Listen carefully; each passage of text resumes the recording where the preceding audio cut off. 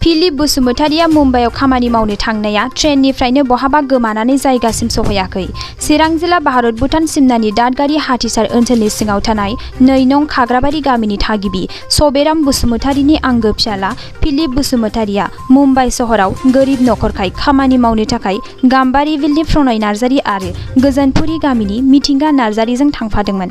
नाथाय दुखुनि बाथ्रा, बिथां फिलिप बसुमतारिया मुम्बाइसिम सहैयालासेनो ट्रेनावनो गोमाना थालाङो आरो सानै लोगोफोराल' मुम्बाइसिम सहैयो। जायगासिम सहैनाय सुबुंफोरनिफ्राय नखराव खौरां हरनायजों लोगोसे गामिनि रायजो राजाफ्रा गोबां दुखु मोनो आरो बागदावखाङो।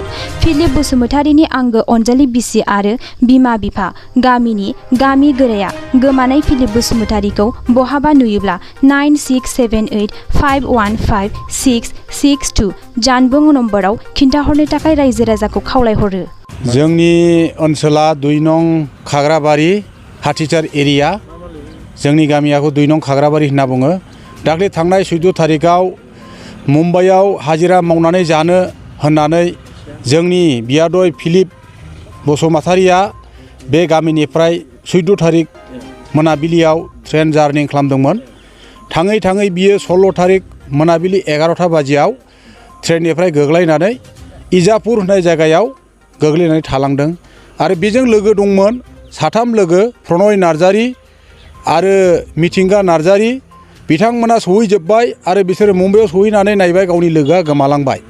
दा बिनिखायनो बिथांमोना जोंनो खौरां हरनायखाय जोङो दा बिथांमोनखौ सोरबा सुबुंफ्रा बे मानसिखौ नुदोंब्ला अननानै जोंनो बे जोंनि स्क्रिनाव जोङो कन्टेक्ट नाम्बार होनाय जागोन। बे कन्टेक्ट नाम्बाराव जाहाथे अननानै कन्टेक्ट खालामनानै बिथांखौ खोन्थाहरो आरो पुलिस कास्टडियावबो जुदि हमनानै दोनबाय बायदोंब्ला बे मानसिनि एड्रेस थं मोनाजासेयाव माने जोंनि बे होनाय स्क्रिनाव होनाय कन्टेक्ट नाम्बाराव कन्टेक्ट खालामहरोब्ला जोबोद मोजां जागौ होननानै आङो सानदों।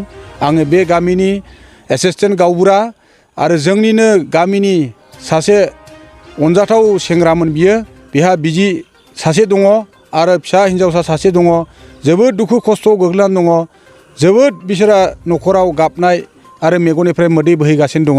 बिनि थाखायनो आङो जाय बिथांमोना नुदों बे बिथांखौ जेरावखिया नुवा मानो जोंनि बे स्क्रिनाव होनाय कन्टेक्ट नाम्बाराव अननानै कन्टेक्ट खालामहरगोन होननानै आं आसा खालामनाय थाबाय।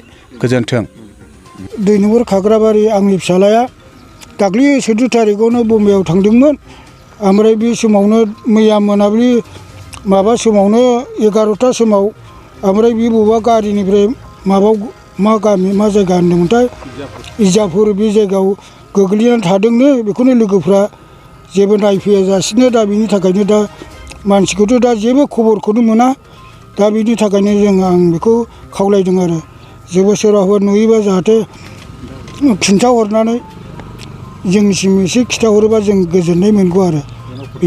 फिलिप बसुमतारि बम्बाइआव थांदोंमोन।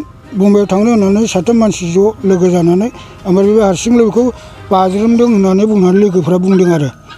औ दङ, गथ' सासे दङ। गथ' सासे दङ।